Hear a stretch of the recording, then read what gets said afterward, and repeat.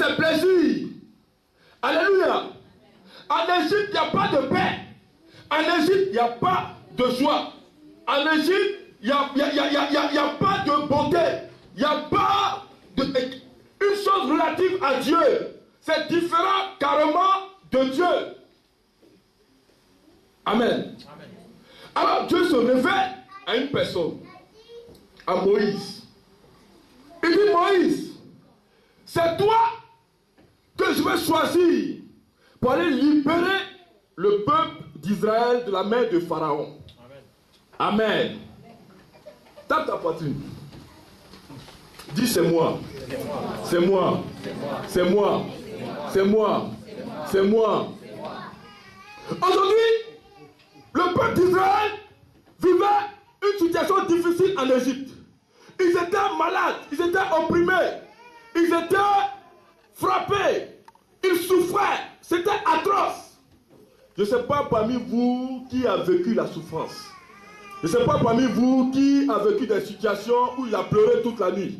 Je ne sais pas parmi vous qui a vécu un accident, qui a vécu une maladie, qui a vécu une situation où elle a voulu même perdre la vie. Peut-être plusieurs parmi vous. Parce que quand tu connais la souffrance, tu peux sentir celui qui est dans la souffrance. C'est pourquoi la Bible dit dans Ésaïe 53 que Jésus est l'homme de douleur, habitué à la souffrance. Il connaît ta souffrance, il connaît ta douleur. Il est passé par la souffrance, il est passé par la douleur, il est passé par la crucifixion. Donc quand tu lui dis, Seigneur, je souffre, il t'écoute, il t'attend et il est sensible à ta prière. Amen.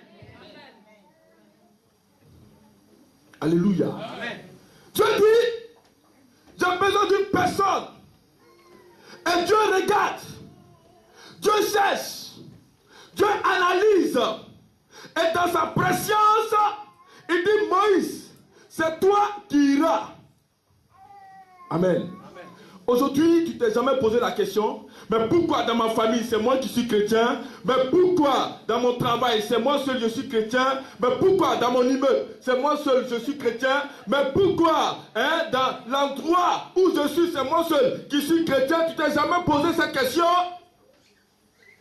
Alléluia. Amen. Mais pourquoi c'est moi seul qui parle de Dieu? Mais pourquoi on est 15, on est 20, on est 30 au travail et parmi ces 30 je suis le seul chrétien? Tu t'es jamais posé la question? C'est parce que Dieu a un but accompli avec toi. Dieu a une manifestation puissante accomplie avec toi. Tu t'es jamais posé la question pour dire, mais pourquoi c'est moi seul qui suis prédicateur? Mais pourquoi c'est moi seul qui chante? Mais pourquoi c'est moi seul qui suis apôtre? Mais pourquoi c'est moi seul qui suis prophète? Parce que Dieu a besoin d'une personne pour toucher les autres, pour accomplir ses desseins dans la vie d'une nation, d'une famille, d'un peuple. Amen. Aujourd'hui, tu es le choix de Dieu. Amen. Parce que tout le monde ne peut pas m'écouter. Ce que je dis présentement est la parole de Dieu. Amen. Et la parole de Dieu n'est pas pour tout le monde. Tout le monde n'écoute pas cette parole. Il y a beaucoup de personnes qui sont couchées chez elles à la maison. Ils n'ont pas travaillé aujourd'hui, mais ils ne sont pas à l'église. Mais toi, depuis la veille, tu es prédisposé dans ton esprit et tu te dis qu'aujourd'hui, il y a un moment de prière, il y a un moment prophétique dont le thème est Dieu ordonne que tu sois puissant et tu es venu.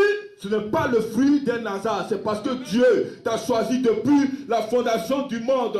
Depuis ta naissance, il est avec toi. Depuis ton parcours, il est avec toi. Tu avances et il est avec toi. Et tout ce que tu fais, il est avec toi. Parce qu'il a un dessein, un plan à accomplir. Il n'a pas commencé. Il ne fait que te manifester les prémices de la gloire qui arrivera après. Amen. Alléluia. Amen. Alors, Moïse lui dit, qui suis-je? Amen. Amen. Je veux te dire, ce matin, cet après-midi, de connaître ton identité. Amen. Amen. Parce que si tu ne sais pas ton identité, tu vas commettre beaucoup d'erreurs. Si tu ne connais pas ton identité, tu vas aller n'importe où. Si tu ne connais pas ton identité, tu iras dans des endroits qui ne sont pas prophétiques et puis tu vas perdre la grâce, la gloire de Dieu. Amen. Il y a un endroit, il y a une atmosphère qui est importante pour toi. Vous savez, Abraham avait l'appel de Dieu sur sa vie. Mais Abraham vivait avec sa famille en Mésopotamie. Mésopotamie est composée de deux mots. Méso qui signifie entre et Potamos, Potamie qui signifie fleuve. Amen. Amen. Et en Mésopotamie, il y avait plusieurs adorations. Il y avait le dieu de la lune, qu'ils appelaient le dieu Signe. Il y avait le feu, qu'ils adoraient là-bas. Il y avait le dieu soleil, qu'ils adoraient là-bas. Et il y avait aussi la déesse de la prostitution, qu'on appelait Ishtar. Alléluia. Les gens m'ont dit, qu'est-ce qu'il est en train de dire? C'est des mots bizarres, mais ça existe, hein. Amen. Amen. Quand on parle de déesse de la prostitution, Ishtar, on fait référence à la sirène des eaux. Il y a certaines personnes qui connaissent son nom de Mami Wata, etc. Mais ce sont des esprits, quand ils t'animent, ils t'amènent dans la débauche. Tout ce que vous voyez comme pédophilie aujourd'hui, jusqu'à certains son paroxysme, en France ici, on veut même légaliser le mariage. Dis, je refuse ça au nom de Jésus. Je refuse ça au nom de Jésus. Un homme qui va avec un homme, c'est un contresens. C'est une contre-nature. Et cela nécessite que Dieu te punisse sévèrement. Alléluia. Amen. Une femme qui va avec une femme, c'est une contre-nature. Mais tout ça, ce sont les œuvres de Ishtar. Amen. Amen. Donc Abraham et sa famille étaient basés à Ur. Donc ils étaient entourés du dieu Signe, du feu, de la lune, et puis Ishtar, la déesse de la prostitution. Donc Dieu ne pouvait pas se manifester là-bas. Alléluia. Il n'y a pas onction dans boîte de nuit. Hein. Amen. Tu vas dans boîte de nuit, il n'y a pas onction là-bas. Alléluia. Il y a des endroits, Dieu n'est pas dedans. Dieu ne se manifeste pas n'importe où. Est-ce que vous comprenez? Il y a des atmosphères, Dieu n'est pas dedans. Abraham et sa famille étaient entourés d'idolâtres, de pédophiles, de pécheurs, de méchants. Alors, le contact était nauséabond et Dieu ne pouvait pas agir. Est-ce que vous comprenez? Amen. Donc, qu'est-ce qui va se passer? Dieu va permettre une circonstance où Abraham et sa famille vont voir que Charan est plus commercialisé et ils vont décider de se déplacer, de quitter Ur, d'aller vers Charan. Mais c'est Dieu qui a mis ça dans leur cœur. C'est Dieu qui a mis ça dans leur esprit pour que sa volonté puisse s'accomplir. Amen. Amen. Et c'est quand Abraham est allé à Charan qu'il a entendu la voix de Dieu. Amen. Dis Amen. Amen. Un Amen puissant. Amen. Alléluia. Amen. Il y a des personnes, quand tu marches avec elles, tu ne peux pas voir la gloire de Dieu.